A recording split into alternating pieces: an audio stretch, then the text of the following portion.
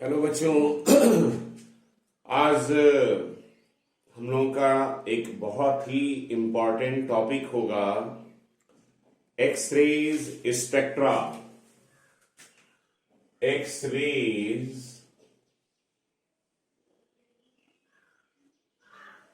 Spectra.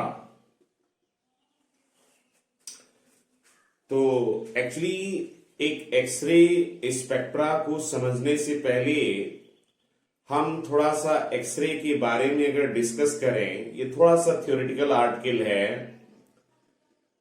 Production of X-ray is a reverse process of photo electric effect. एक photo electric effect का जो reverse process है, उसी reverse process में हम एक्सरे को प्रोड्यूस कर सकते हैं।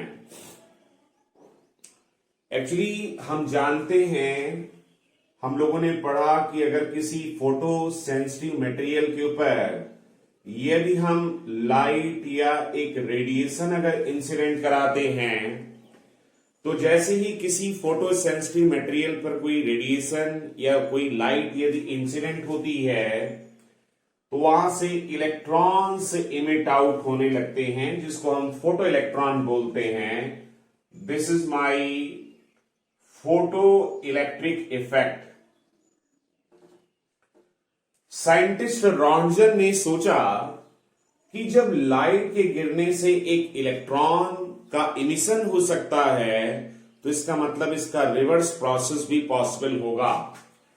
यानी इलेक्ट्रॉन को किसी मेटल के ऊपर गिरा करके वहां से रेडिएशन डेवलप किया जा सकता है। इसी पर डिस्कवरी करते हुए उन्होंने देखा कि अगर हम कोई टारगेट मटेरियल ले लेते हैं having high melting point, high melting point, और अगर उस टारगेट मटेरियल के ऊपर हम एक हाई एनर्जेटिक इलेक्ट्रॉन बीम यदि इंसिडेंट कराते हैं, तो आपके इस टारगेट मटेरियल से जिसका हाई एटॉमिक नंबर या हाई एटॉमिक वेट है, हाई मेल्टिंग पॉइंट है, जैसे ही हाई एनर्जेटिक इलेक्ट्रॉन बीम किसी मेटल के ऊपर या टारगेट मटेरियल के ऊपर इंसिडेंट कराया जाता है, वहां से इनविजिबल रेडिएशन ये इमिट आउट होते हैं। ये जो इनविजिबल रेडिएशन होते हैं, ये जो इनविजिबल रेडिएशन होते हैं, ये आपके गैसों को आयनाइज कर देते हैं, फोटोग्राफिक प्लेट को अफेक्ट कर देते हैं, साथ में इनकी पेनिट्रेटिंग पावर काफी हाई होती है। ये किसी बॉडी को भी आर पार कर सकते हैं। तो ये प्रॉपर्टी सबसे पहले रॉन्जन ने ऑब्जर्व की कि एक हाई एनर्जेटिक इलेक्ट्रॉन बीम को अगर किसी टारगेट मटेरियल के ऊपर इंसिडेंट कराया जाए, तो वहां से इनविजिबल रेडिएशन इमिट आउट होना शुरू हो जाते हैं। ये जो इनविजिबल रेडिएशन इमिट होते हैं, इन्हीं को नाम दिया गया एक्सरेज। रॉन्जन को इस डिस्कवरी के लिए नोबेल प्राइज से ऑनर्ड किया गया था।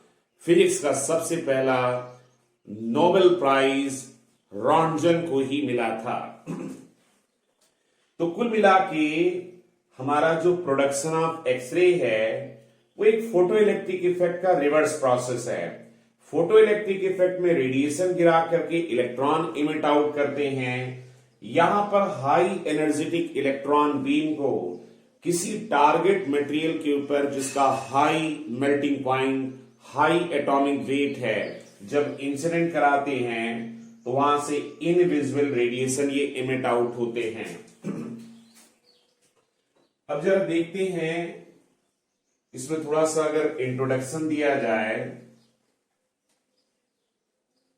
तो इस इंट्रोडक्शन को कुछ ऐसे लिख सकते हैं।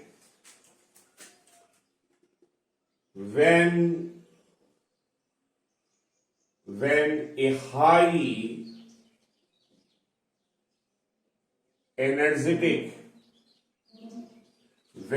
high energetic electron beam incident over a target, incident over a target material, incident over a target material having high melting point, having high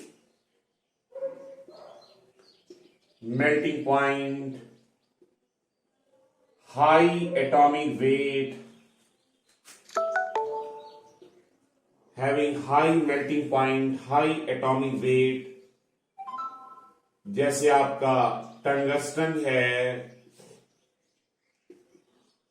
या टंगस्टन को हम W से रिप्रेजेंट करते हैं, टंगस्टन है, मॉलिबेडनम है, कॉपर है, et cetera.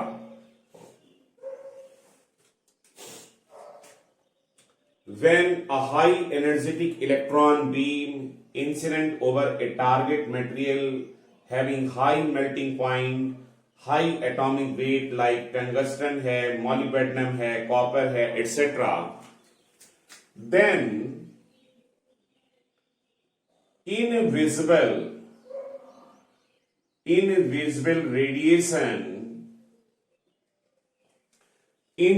radiation are emitted, invisible radiation are emitted from the target material,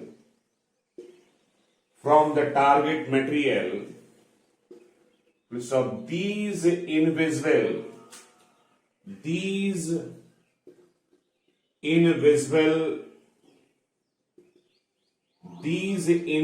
radiation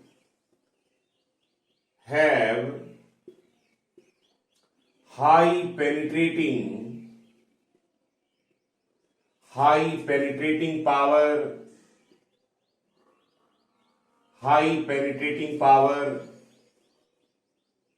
They affect the photographic plate, या आपके फोटोग्राफिक प्लेट को अफेक्ट कर देते हैं। They affect the photographic plate, ionizes the given gas. So these invisible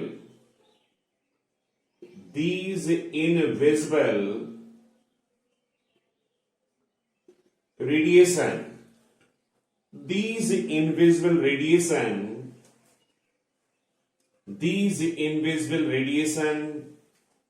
radiations are called X-rays, invented by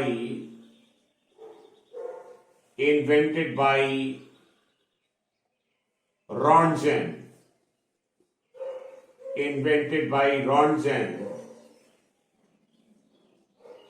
Hence, these radiations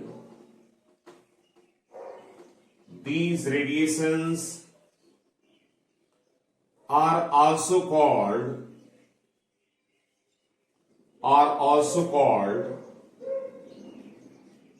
Roentgen rays,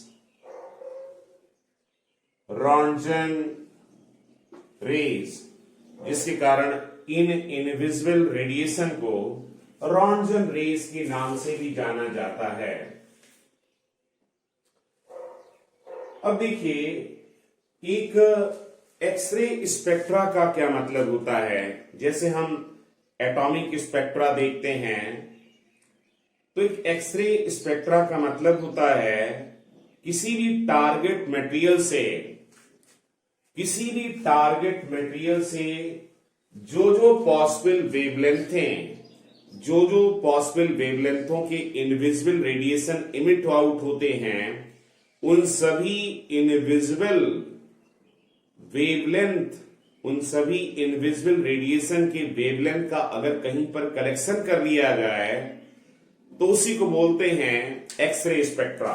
यानी आपका target material कौन कौन सी पॉसिबल वेवलेंथों को इमिट कर सकता है या इमिट करता है, उसी को बोलते हैं एक्सरे स्पेक्ट्रा। मान लिया जाए वो λ1, λ2, λ3, λ4, यानी जो जो पॉसिबल वेवलेंथ के इनविजिबल रेडिएशन के एक्सरेज इमिट होते हैं, उन सभी वेवलेंथों का कलेक्शन हमारा कहलाता है एक्सरे स्पेक्ट्रा। तो एक एक्सरे स्पेक्ट्रा, इसकी अगर डिफिनीशन दिया जाए तो यहां पर देख सकते हैं हम लोग,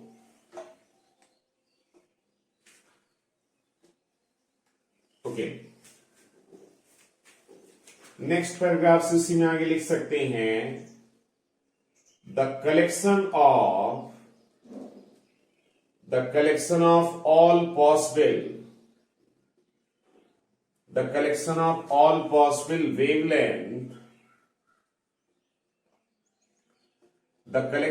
all possible wavelength, emitted by a target material,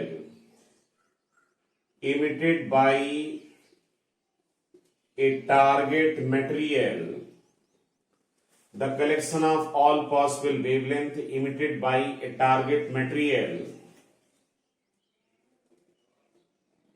is called X-rays spectra। इसको हम एक्सरे स्पेक्ट्रा बोलते हैं। A X-ray spectra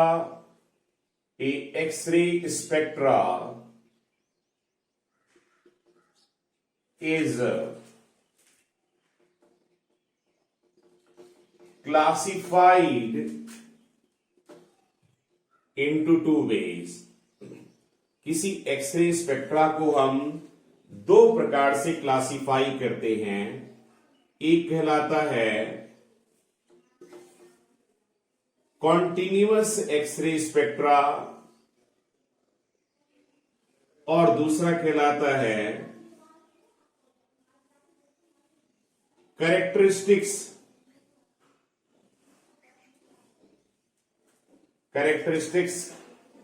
x ray spectra. Characteristics X-ray spectra. तो देयर आर, हम एक्सरे स्पेक्ट्रा को दो क्लासों में डिवाइड करते हैं, एक कॉन्टिन्यूअस एक्सरे स्पेक्ट्रा और एक कैरेक्टरिस्टिक्स एक्सरे स्पेक्ट्रा। अगर हम एक एक्सरे की जो इंटेंसिटी है और उसकी जो वेवलेंथ है एट डिफरेंट एसिलेटिंग वोल्टेज पर अगर हम एक ग्राफ प्लॉट करें, तो ये ग्राफ हम लोगों को कुछ इस तरीके से मिलता है। ये हमारी वेवलेंथ हो गई, ये हमारे कैरेक्टरिस्टिक्स एक्सरे स्पेक्ट्रा की या कैरेक्टरिस्टिक या एक्सरे की इंटेंसिटी हो गई। और अगर हम अलग अलग वोल्टेज जैसे 30 किलो वोल्ट या 50 किलो वोल्ट या 70 किलो वोल्ट के वोल्टेज से इलेक्ट्रॉन को एसिलेट करें, तो यहां पर मैंने कहा ये प्रोडक्शन ऑफ एक्सरे एक फोटो इलेक्ट्रिक इफेक्ट का जस्ट रिवर्स प्रोसेस है। भाई इलेक्ट्रॉन को बहुत तेजी से दौड़ा करके टारगेट मटेरियल के ऊपर गिराना पड़ेगा, तो टारगेट मटेरियल पर इलेक्ट्रॉन को गिराने के लिए इलेक्ट्रॉन को एसिलेट कराना पड़ेगा, इलेक्ट्रॉन को दौड़ाना पड़ेगा, और इलेक्ट्रॉन को दौड़ाने के लिए हमें वोल्टेज की जरूरत होगी या एक इलेक्ट्रॉन गन की जरूरत पड़ेगी। कुछ हाई वोल्टेज अप्लाई करके इलेक्ट्रॉन को पहले तेजी से मूव कराते हैं, फिर एक टारगेट मटेरियल के ऊपर इंसिडेंट कराया जाता है। तो यहां पर अगर हम अलग अलग वोल्टेज पर ग्राफ को ऑब्जर्व करें तो हमें कुछ इस तरीके का ग्राफ मिलता है।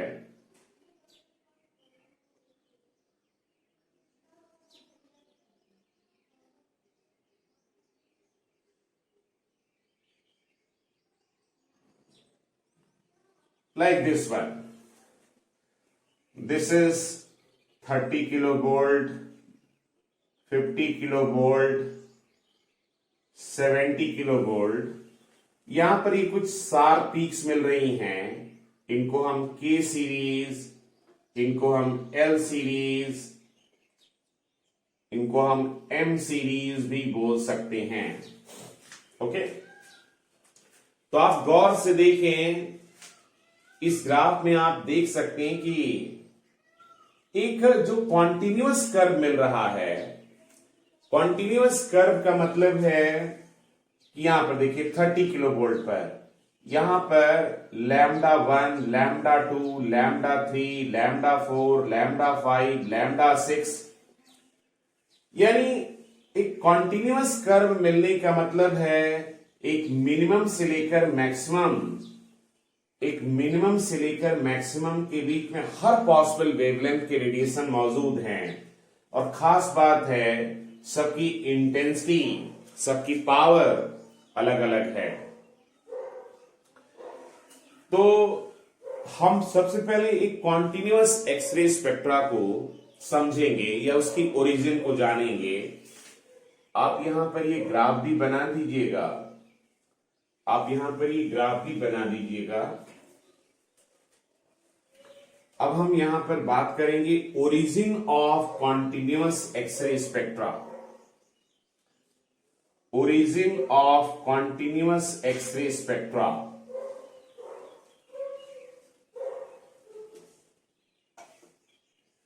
Origin of continuous X-ray spectra.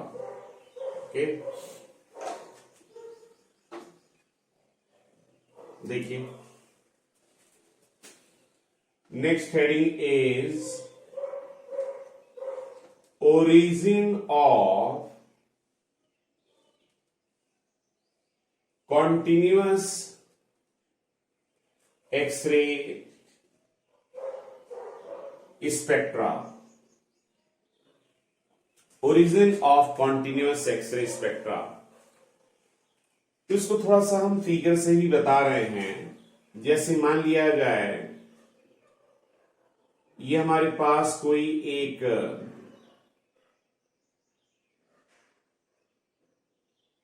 This is my cathode है, और इस कैथोड को हम एक फिलामेंट की मदद से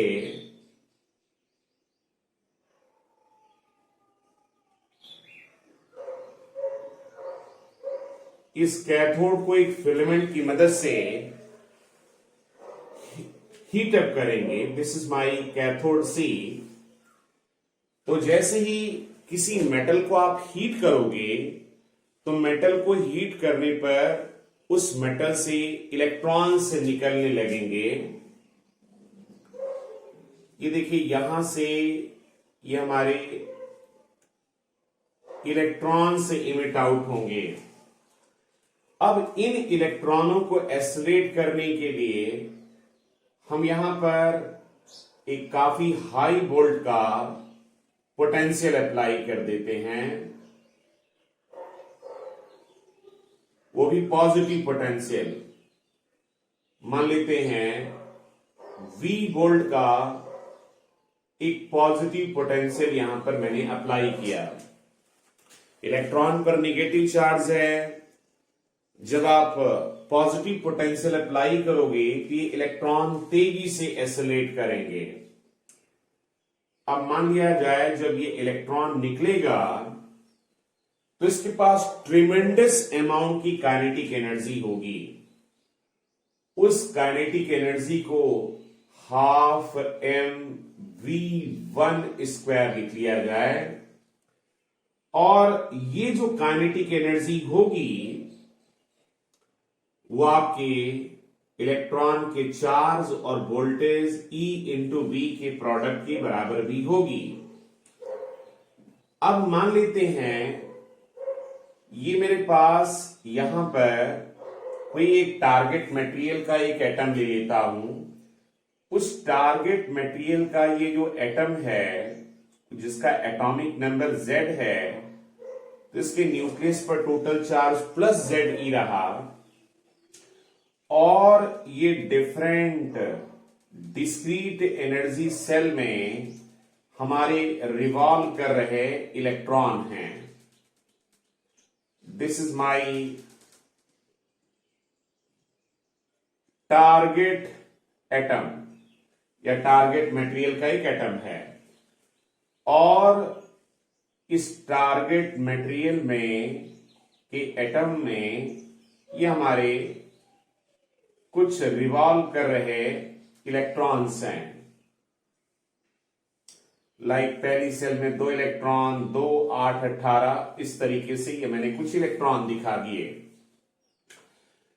तो होता क्या है, जब ये काफी हाई एनर्जेटिक इलेक्ट्रॉन बीम, जिसको किलो वोल्ट के वोल्टेज से एसिलेट किया गया है, जब आपके टारगेट मटेरियल के ऊपर हिट करता है तो ये किसी भी एटम को पेनिट्रेट कर जाता है, और जैसे ही ये एटम को पेनिट्रेट करता है तो न्यूक्लियस पर काफी ज्यादा पॉजिटिव चार्ज होने के कारण, क्योंकि इसका एटॉमिक वेट या एटॉमिक नंबर काफी ज्यादा है, तो न्यूक्लियस पर काफी हाई पॉजिटिव चार्ज होने के कारण, न्यूक्लियस पर काफी हाई पॉजिटिव चार्ज होने के कारण जैसे ही इलेक्ट्रॉन इंटर करता है, इस पॉजिटिव चार्ज इलेक्ट्रिक फील्ड में डेविएट या डी एसिलेट होने लगता है. लाइक दिस वन, कुछ ऐसा. इलेक्ट्रॉन पर नेगेटिव चार्ज है, न्यूक्लियस पर पॉजिटिव चार्ज है. चूंकि एटॉमिक वेट या एटॉमिक नंबर काफी ज्यादा है, तो न्यूक्लियस के पास काफी हाई इलेक्ट्रिक फील्ड होगी. तो जैसे ही इलेक्ट्रॉन आपके टारगेट एटम को पेनिट्रेट करता है, ये न्यूक्लियस की इलेक्ट्रिक पॉजिटिव चार्ज न्यूक्लियस की इलेक्ट्रिक फील्ड में डी एसिलेट होता है, यानी ये डेविएट होता है with loss of some energy. जैसे मान लिया जाए आपका इलेक्ट्रॉन हाफ mv1 एनर्जी से इंटर करता है और बाहर आता है half mv2 square kinetic energy के साथ में. मान लिया जाए ये 10 एनर्जी से इंटर करता है और 2 एनर्जी से बाहर आता है, तो इसका मतलब 8 जूल की एनर्जी का लॉस हो गया. और जब भी कोई चार्ज पार्टिकल इलेक्ट्रिक फील्ड में अपनी एनर्जी का लॉस करेगा, वो लॉस इन एनर्जी एक इलेक्ट्रोमैग्नेटिक रेडिएशन के फॉर्म में इमिट हो जाती है. एक चीज और बच्चों, कई बार मैंने बताया था कि जब एनर्जी का लॉस फ्रिक्शन के अगेंस्ट में होता है, तो लॉस इन एनर्जी एक हीट के फॉर्म में डेवलप होती. जैसे हम अपने दोनों हाथों को रब करें, रगड़ें, तो दोनों हाथों को रब करने पर जो एनर्जी का लॉस होगा वो हीट के फॉर्म में इमिट होगा. लेकिन जब कोई चार्ज पार्टिकल एक इलेक्ट्रिक फील्ड में अपने पाथ से मुड़ता है, तो जब कोई चार्ज पार्टिकल इलेक्ट्रिक फील्ड में डीएसिलेट होता है, यानी अपनी एनर्जी का लॉस करता है, तो लॉस इन एनर्जी वो एक इलेक्ट्रोमैग्नेटिक रेडिएशन या फोटॉन के फॉर्म में इमिट आउट होती है. तो जैसे ये इलेक्ट्रॉन इस टारगेट एटम को पेनिट्रेट करेगा, तो इसकी एनर्जी का कुछ ना कुछ लॉस होगा, और जो भी लॉस इन एनर्जी है वो एक रेडिएशन के फॉर्म में या एक्सरे के फॉर्म में हम लोगों को मिलेगा, एक्सरेज. ओके, अब देखिए, आपने मान लिया जाए 10 जूल की एनर्जी का इलेक्ट्रॉन टारगेट एटम के अंदर पेनिट्रेट कराया, तो आने वाली इस इलेक्ट्रॉन बीम में करोड़ों अरबों की संख्या में इलेक्ट्रॉन होंगे. भाई कुछ इलेक्ट्रॉन इस न्यूक्लियस से दूर ही चला जा रहा होगा, वो इलेक्ट्रॉन जो इस न्यूक्लियस से काफी दूर पेनिट्रेट करेगा, तो ये हल्का सा ही डेविएट होगा. मान लिया 10 से इंटर किया और 8 जूल की एनर्जी से बाहर आया तो 2 जूल की एनर्जी का लॉस हुआ। कुछ इलेक्ट्रॉन न्यूक्लियस से काफी नजदीक होकर गुजर रहे होंगे और जब नजदीक होकर गुजरेंगे तो काफी ज्यादा ये डेविएट होंगे क्योंकि न्यूक्लियस की इलेक्ट्रिक फील्ड उसको खींचेगी। मान लिया 10 जूल से एंटर किए और 5 जूल से बाहर आए तो ऐसी कंडीशन में 5 जूल की एनर्जी का लॉस हुआ। अब यहां पर आप करोड़ों अरबों की संख्या में इलेक्ट्रॉन हैं, कोई 1 जूल की एनर्जी का लॉस कर रहा होगा, कोई 2 जूल का, कोई 0.3 जूल का, कोई 0.4 जूल का। इसलिए हर पॉसिबल वेवलेंथ के रेडिएशन इमिट हो रहे होंगे। दिस इज द रिस्पॉन्सिबिलिटी या this fact is responsible for continuous X-ray spectra. Continuous का मतलब है कि इसमें कॉन्टिन्यूअस वेवलेंथें हैं, इन्हीं दो वेवलेंथों के बीच में बहुत ज्यादा डिफरेंस नहीं होगा। कॉन्टिन्यूअस और डिस्क्रीट का मतलब जैसे 4, 10, 20, 30 ऐसे डिस्क्रीट डेटा हुए।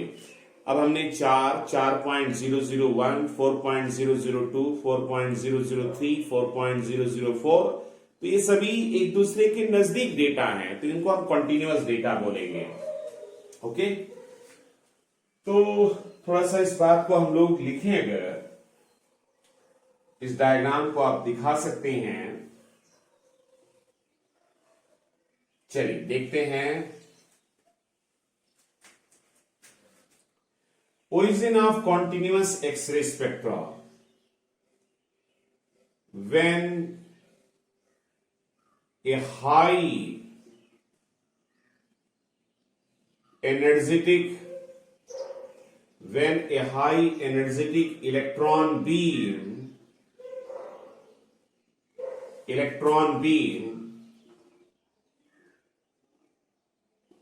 incident when a high energetic electron beam incident over a target material having high melting point and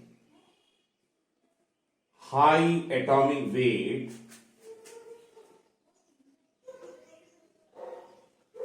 having high melting point and high atomic weight, having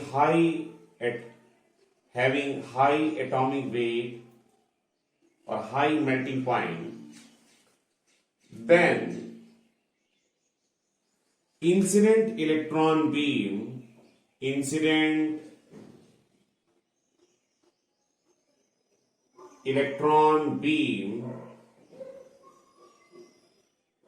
penetrate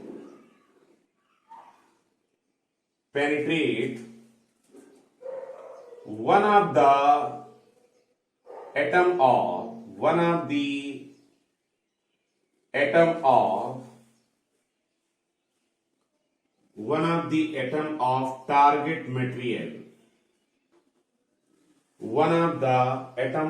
target material,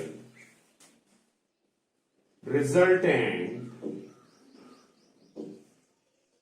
accelerated electron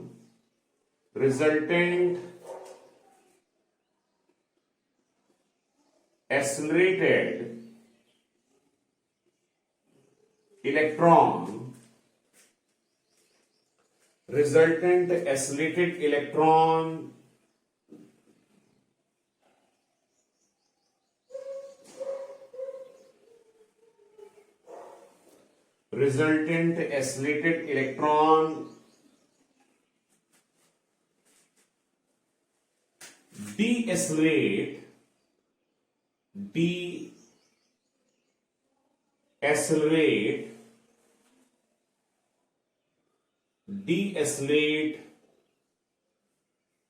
due to strong electric field due to strong electric field of positive charge nucleus, due to strong electric field of positive charge nucleus.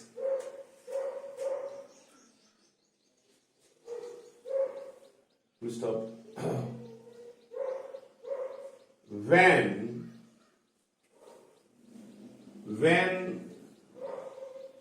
there is a loss of energy, when there is a loss of energy of charged particle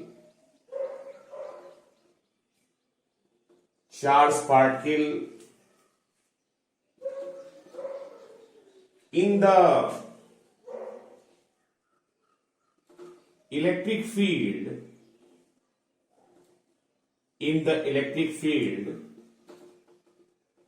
the loss in energy,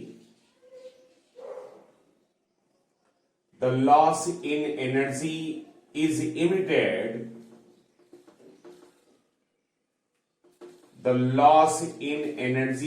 emitted,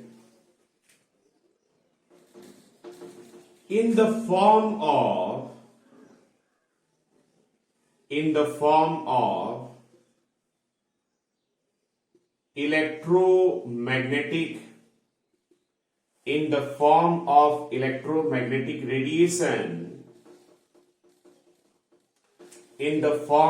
electromagnetic radiation, which is responsible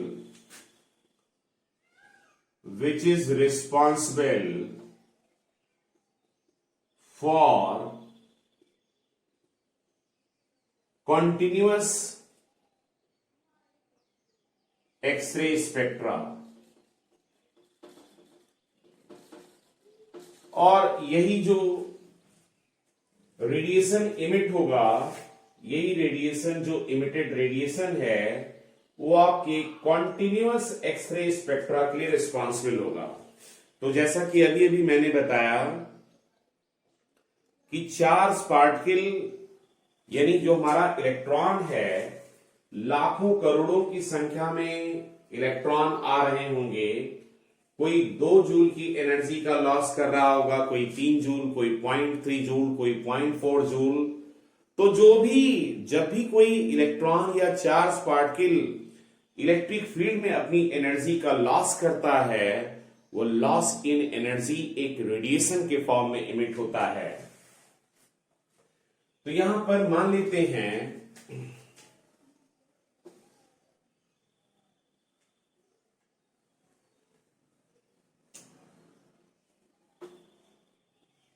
let suppose कर लिया जाए, late E into B equal to half mv1 square equal to energy of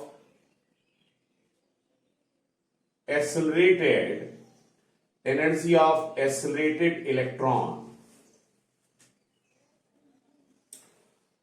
और half mv2 square ये ले लेते हैं energy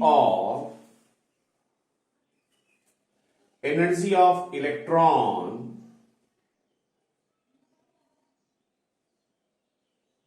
coming out from target atom,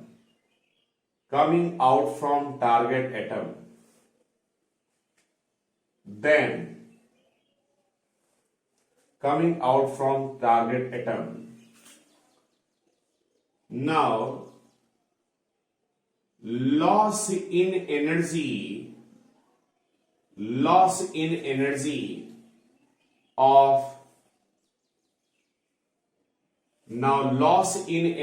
of incident electron will be। अब आपका ये जो इंसिडेंट इलेक्ट्रॉन है, इसकी एनर्जी का लॉस अगर देखा जाए तो लॉस इन एनर्जी ही एक रेडिएशन के फॉर्म में इमिट हो रहा है। Loss in energy, that loss in energy माना हाफ mv1 स्क्वायर एनर्जी से इंटर किया, हाफ mv2 एनर्जी से बाहर आया, 10 जूल से इंटर किया, 2 जूल से बाहर आया, तो लॉस इन एनर्जी, और जो भी लॉस इन एनर्जी है वो एक फोटॉन या एक रेडिएशन के फॉर्म में इमिट हो जाएगी। ओके, अब यहां पर कह सकते हो this is my equation 1। Now loss in energy, loss in energy will be maximum. आपकी जो लॉस इन एनर्जी है वो मैक्सिमम हो जाएगी if half mv2 square equal to 0 हो जाए।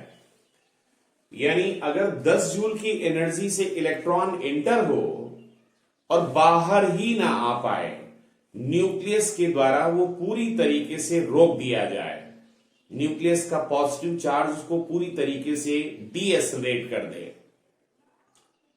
तो जब बाहर ही 10 एनर्जी से इंटर किया या 0 एनर्जी से बाहर आया तो सारी एनर्जी लॉस हो गई। तो loss in energy will be maximum if half mv2 square equal to 0, that is, अब ये एनर्जी मैक्सिमम होने का मतलब फ्रीक्वेंसी मैक्सिमम हो गई। h nu max equal to half mv1 square minus 0, या h nu max equal to, और half mv square का मतलब है आपने इलेक्ट्रॉन को अगर v वोल्ट के वोल्टेज से एसिलेट किया है तो उसके पास E इंटू बी एनर्जी थी, या nu max frequency maximum E into V divided by h।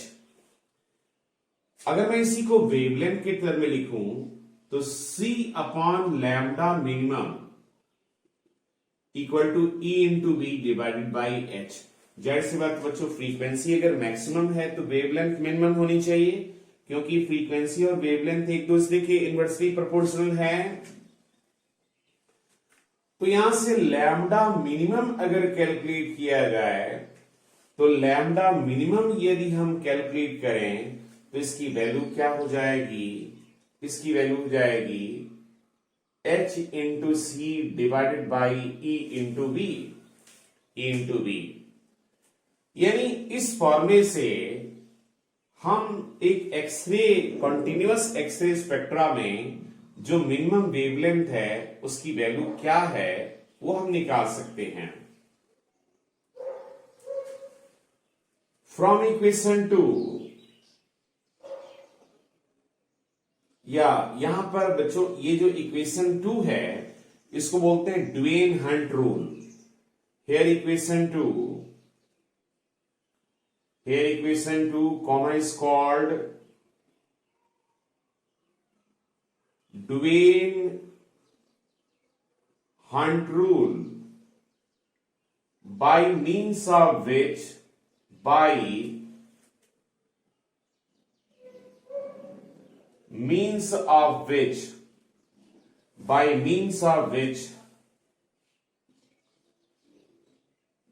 minimum wavelength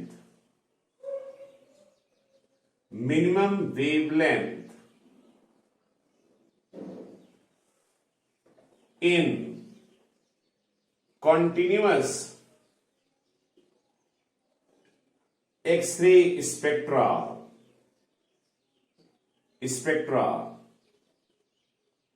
can be determined, जिसकी मदद से हम एक्सरे स्पेक्ट्रा की मिनिमम वेवलेंथ निकाल सकते हैं। एक चीज और देखिए, यहां जो मिनिमम वेवलेंथ है वो एसिलेटिंग वोल्टेज की इन्वर्सली प्रोपोर्शनल है, यानी जितना हाई वोल्टेज होगा आपकी मिनिमम वेवलेंथ उतना कम होगी। जरा इस ग्राफ में देखिए, इस ग्राफ में यहां पर जो देखा था ये जैसे 30 किलो वोल्ट है, ये 50 किलो वोल्ट है, तो यहां पर मिनिमम वेवलेंथ ये थी, और हमने जैसे ही वोल्टेज बढ़ाया तो मिनिमम वेवलेंथ और कम हो गई, और वोल्टेज बढ़ाएंगे तो और मिनिमम वेवलेंथ कम हो जाएगी। ठीक है, आप इस रिजल्ट को अगर न्यूमेरिकल के पॉइंट ऑफ व्यू से, जनरली कभी कभी इस पर न्यूमेरिकल भी पूछ लिया जाता है, कभी कभी क्या अक्सर पूछ ही लिया जाता है, बहुत ही इंपॉर्टेंट आर्टिकल है बच्चों, ये थोड़ा सा थ्योरेटिकल है। लैम्डा मिनिमम, आपको एक होमवर्क दे रहा हूं, आपको सभी को होमवर्क दे रहा हूं, ये वैल्यू आपको सॉल्व करके मुझे बतानी है कि क्या रिजल्ट इसका आया। Lambda minimum equal to H की वैल्यू 6.6 इंटू 10 की पावर -34, सी की value 3 into 10⁻8 divided by E का इलेक्ट्रॉनिक चार्ज 1.6 इंटू 10 की पावर -19, और V को V ही रहने दो, जो भी वोल्टेज है। अब चूंकि ये वेवलेंथ मीटर में जा रही होगी, इसलिए इसको एंगस्ट्रॉम में कन्वर्ट कर लीजिएगा। तो आपका क्वेश्चन यहां पर ये है कि लैम्डा मिनिमम वेवलेंथ ये आपकी एंगस्ट्रॉम में क्या आती है, इसको बच्चों आप लोग मुझे सॉल्व करके भेजिए, सॉल्व करके भेजिए, जिससे मुझे लगे कि आप लोगों ने कुछ पढ़ा। ठीक है, तो फिलहाल ये आपके कॉन्टिन्यूअस एक्सरे स्पेक्ट्रा के बारे में रहा, और अगला जो कैरेक्टरिस्टिक्स एक्सरे स्पेक्ट्रा है उसका मैं नेक्स्ट वीडियो जल्दी ही अपलोड करता हूं। ओके बच्चों, थैंक यू।